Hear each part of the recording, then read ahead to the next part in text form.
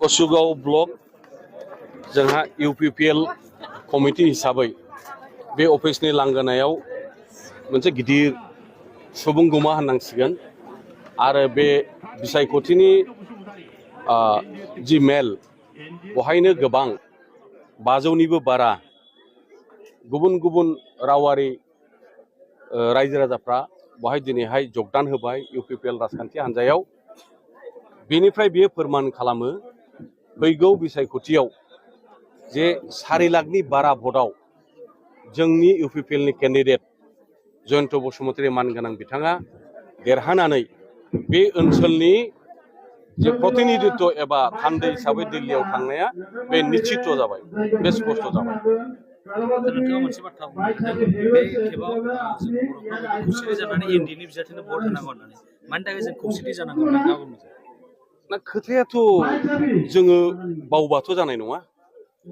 2014आव बिपिएफनि जानानै आंबो केन्डिडेट जादों आरो बे समाव आङो मन्थ्रि हिसाबैनो दंमोन आरो बिपिएफआ बिटिसिआव सरकार दंमोन आरो दिसपुरावबो सरकार दंमोन।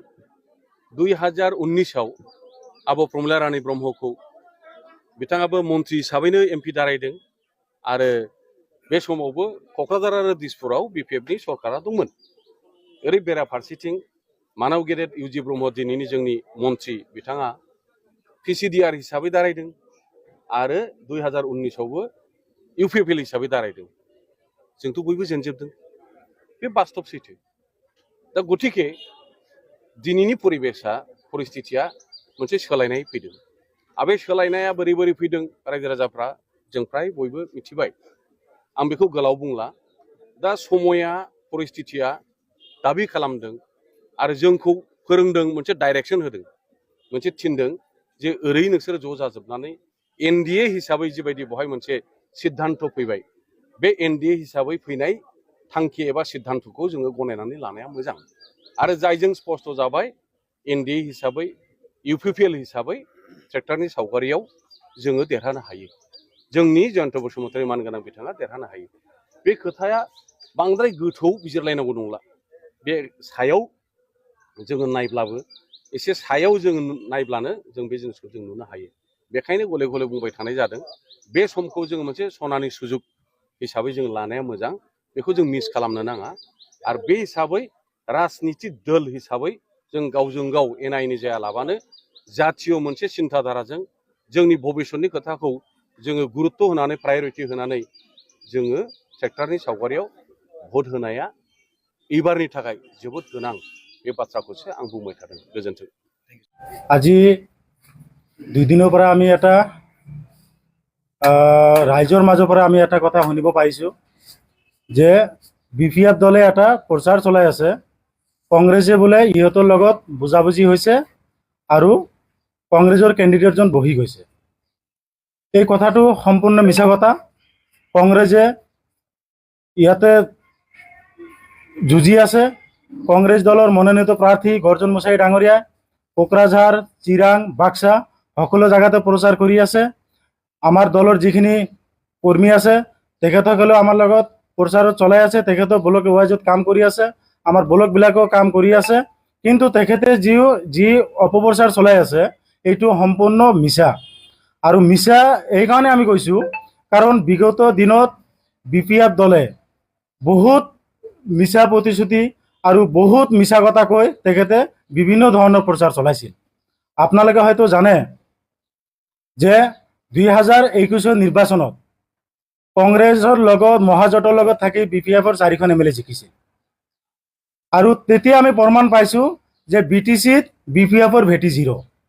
আৰু এইকাৰণে 0 কৈছোঁ যে বিটিচিত যদি বিপিএফৰ ভেটি যদি ইমানেই শক্তিশালী, তেখেতৰ দল যদি ইমানেই শক্তিশালী, উৰ্মিলা ৰাণী বাইদেউ, চন্দন বৰ্মা তেখেতে 4 বা 5 বাৰকৈ এমএলএ আছিলে, তেখেতে হাৰিব লগা হৈছিলে। তাত আমি অনুমান কৰিব পাৰিছোঁ বিটিচিত বিপিএফৰ ভেটি 0। আৰু এটা কথা মনত ৰাখিব, আমাৰ কংগ্ৰেছৰ যি ইণ্ডিয়া এলায়েন্স, তাত গোটেই ভাৰতবৰ্ষত যিমান বিৰোধী দল আছে তেখেতে ইণ্ডিয়া এলায়েন্সত সামিল হৈছে আৰু বিপিএফে ইণ্ডিয়া এলায়েন্সত সামিল হোৱা নাই। আৰু বিপিএফে ইণ্ডিয়া এলায়েন্সত সামিল নোহোৱাৰ কাৰণটো হ'ল যে আপোনালোকে নিশ্চয় জানে আজিৰ পৰা 7-8 মাহ আগত মানে ৰাষ্ট্ৰপতি নিৰ্বাচন আৰু লোকসভা নিৰ্বাচনৰ আগত BPF দলৰ মুৰব্বী হাগ্ৰামা মহিলাই ডাঙৰীয়া আৰু বৰ্তমান অসমৰ মুখ্যমন্ত্ৰী ডক্টৰ হিমন্ত বিশ্ব শৰ্মা ডাঙৰীয়া তেখেতে বহি এটা আলোচনা কৰিছিল আৰু সেই আলোচনাৰ পিছত ডক্টৰ হিমন্ত বিশ্ব শৰ্মা ডাঙৰীয়া স্পষ্টভাৱে মিডিয়াৰ সন্মুখত কৈছিল যে আমি বিধানসভাৰ মজিয়াত BPF, EPPL, AGP আৰু BJP আমি চাৰিওটা দল চৰকাৰী পক্ষত বহিম আৰু এই কথাখিনি কোৱাৰ পিছত আজিৰ দিনত BPF প্ৰথমে তেখেতে স্পষ্ট হৈ লওক তেখেতে BJPৰ লগত আছে নে নাই কাৰণ হিমন্ত বিশ্ব শৰ্মা ডাঙৰীয়া কোৱা মতে আৰু বিধানসভাত BPFৰ 4খন MLA লৈ তেখেতে BJPৰ লগত তেখেতে কাম কৰি আছে আৰু তেখেতে বিধায়কসকলেও কৈছে যে আমি সমষ্টিৰ উন্নয়নৰ স্বাৰ্থত আমি BJPৰ লগত কাম কৰি আছো खौरांफोर रावफोरखौ आं बाहायदोंमोन बेफोर गासिबो फेक बेफोरबायदि जेबो नङा बेखौ स्ट'रि बानायनानै बुंनाय जादों आङो बे भिडिअ'आव बेयाव आंनिनो भुल जाबाय आंखौ दिनै आदामोना हायनानै आंदों दिनै आंखौ माखासे आंनि भुलफोरखौ आंखौ बुंफैबाय आंखौ क्षमा खालामबानो जाबाय बेफोर गासिबो फेकमोन नङा बेफोर गासिबो आंनिनो भुल जाजोब्बाय आरो आं बेखौ भिडिअ बानायनायनि कारनानो जाहैबाय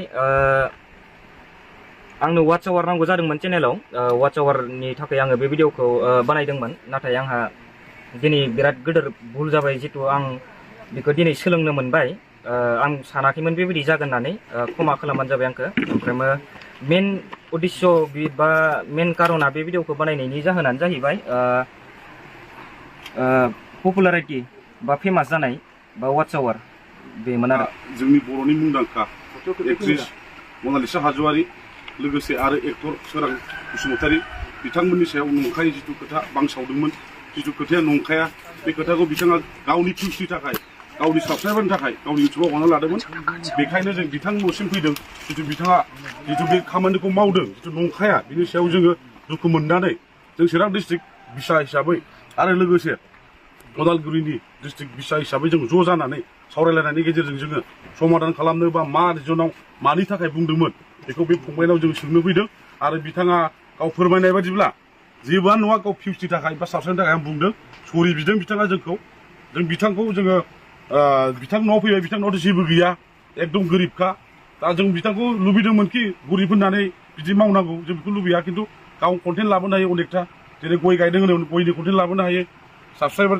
बांनो थाखाय बा भिउस जानो थाखाय सासे हिन्जावनि बा सासे हौवानि लाइफखौ गेलेनाया थिग नङा মই ভোটদান কৰিলোঁ সেইটো আমাৰ গণতান্ত্ৰিকভাৱে এটা স্বাধীন ভাৰতৰ স্বাধীন নাগৰিকৰ এটা ডাঙৰ অধিকাৰ আৰু সেই অধিকাৰটো সাব্যস্ত কৰিলোঁ আমাৰ দেশৰ ভৱিষ্যতৰ কাৰণে দেশত চৰকাৰ গঠন কৰিব লাগে আৰু সেই নিৰ্বাচনী প্ৰক্ৰিয়া হিচাপে আজি ভোটদান গতিকে মই ভোটদান কৰিলোঁ আৰু আমাৰ যিমান নাগৰিক আছে মই সকলোকে অনুৰোধ কৰিছোঁ সকলোৱে ভোট দিব লাগে কাৰণ সেই দেশৰ ভৱিষ্যত আমাৰ সকলো জনগণৰ হাতত আৰু আমি সেই ভোটৰ দ্বাৰাই এই দেশখনৰ নেতা বাছিম চৰকাৰ বাছিম আৰু সেই চৰকাৰটোৱে আমাৰ দেশৰ কাৰণে কাম কৰিব সেইটোৱে আমাৰ দেশৰ প্ৰক্ৰিয়া